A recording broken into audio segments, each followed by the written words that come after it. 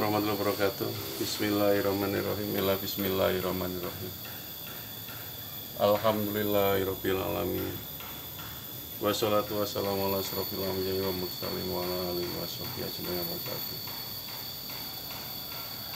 Puji dan syukur selalu kita panjatkan kehadirat Allah Subhanahu wa ta'ala. Sholawat dan salam tidak bosannya selalu kita limpahkan ke junjungan kita, Baginda Rasulullah Muhammad Shallallahu Alaihi Wasallam, atau Nabi besar kita, keluarga Rasulullah, sahabat Rasulullah, Nabi Allah, Kanjeng Nabi Sulaiman dan Kanjeng Nabi Khidir, Kanjeng Syekh Abdul Qadir Sailani Sang Wali Kutub, Kanjeng Syekh Jumadil Kubro, Kanjeng Syekh Maulana Hasanuddin atau Kanjeng Sultan Banten, Kanjeng Sultan Maulana Yusuf, serta para alim ulama ini sepuh yang selalu kita jadikan panutan, cermin diri kita hingga di akhir masa kehidupan nanti. Jejak-jejak penelusuran waliullah, para syiar Islam masa lampau, para habaib, para syekh, para alim ulama masih kami lanjutkan. Sebuah tempat,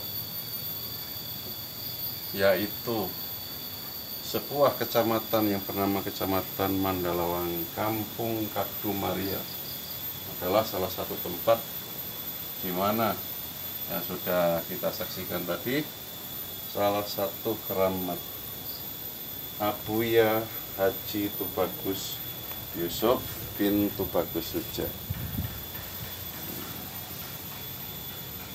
Ya, silakan kamera sambil disorot. Salah satu waliullah, salah satu syiar, salah satu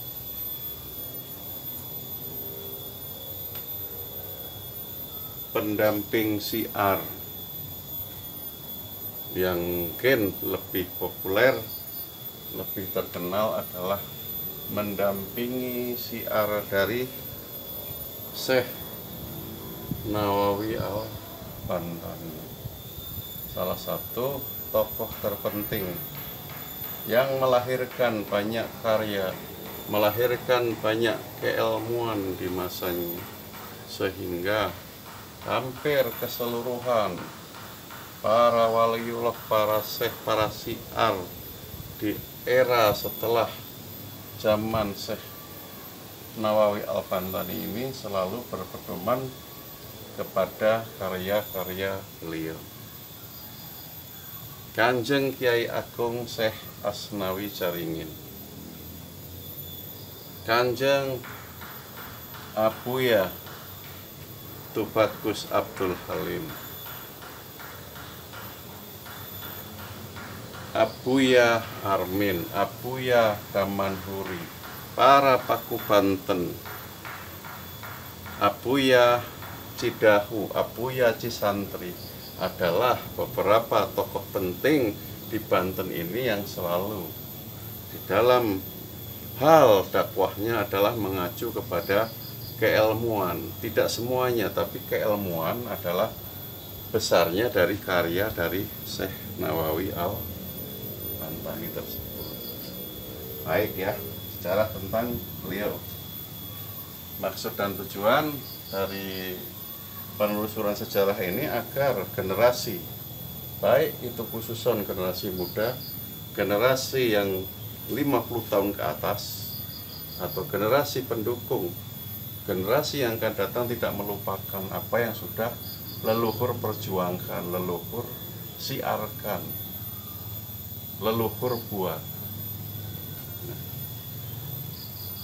Agar tidak terjadi kerancuan, baik kita simak di sini, bahkan agak sedikit terbantu dengan adanya ini tentang silsilah dari Abuya.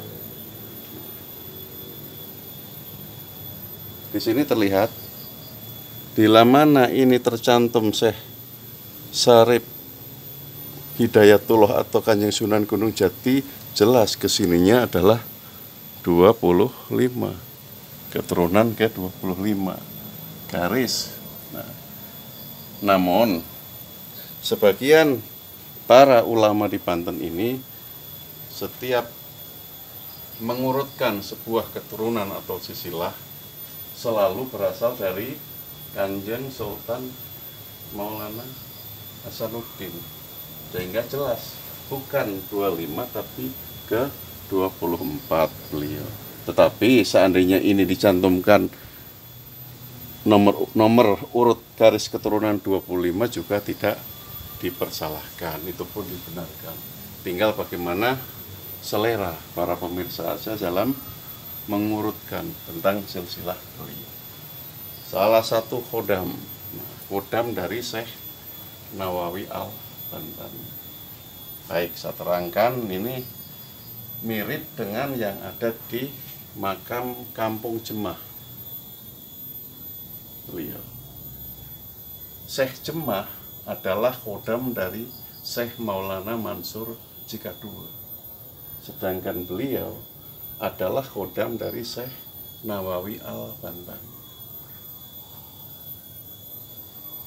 Gajah mati meninggalkan gading, harimau mati meninggalkan belang, manusia wafat meninggalkan sebuah keilmuan atau nama besar, keahlian yang patut dikeluarkan. Manusia yang sudah meninggal menurut ajaran agama Islam tidak mungkin bisa kembali ke dunia, tetapi keilmuannya.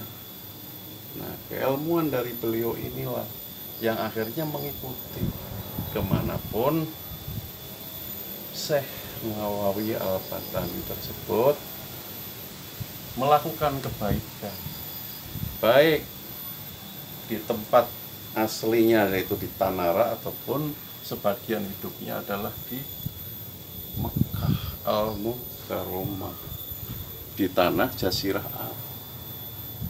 Jelas khodam dari Syekh Nawawi Al-Bantani. Demikian yang bisa disampaikan. Mohon maaf dengan segala kekurangan, kesalahan tentunya ada pada diri saya.